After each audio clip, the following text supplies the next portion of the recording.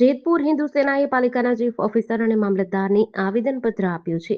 પવિત્ર શ્રાવણ માસમાં કતલખાનાઓ અને નોનવેજની લારીઓને દુકાનો બંધ રાખવા માટે માંગ કરી છે. શ્રાવણ માસ દરમિયાન કતલખાનાઓ જડબેસલાક બંધ કરાવવા માંગ કરી છે. કતલખાનાઓ અને લારીઓ દુકાનો બંધ નહીં થાય તો વિરોધ કરવાની હિન્દુ સેનાએ ચીમકી ઉચ્ચારી છે. આજરોજ શ્રાવણ માસ આગામી 25 તારીખથી ચાલુ થાય છે.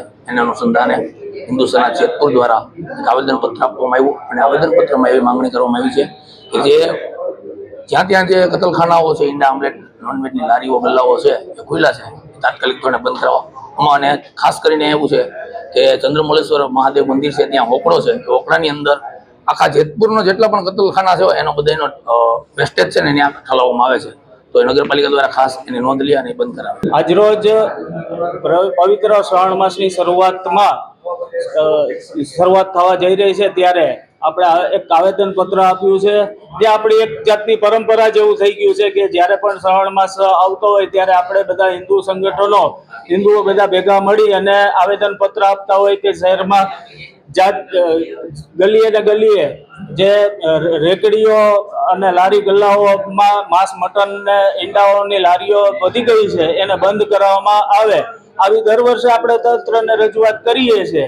એ જ રીતે આ વખતે રજૂઆત કરેલી છે કે પવિત્ર શ્રાવણ માસ આવે છે તો આપ ધ્યાન આપો અને હિન્દુઓની લાગણીનું સન્માન થાય અને આ બધી વસ્તુઓ બંધ થાય એવી રજૂઆત કરેલી છે.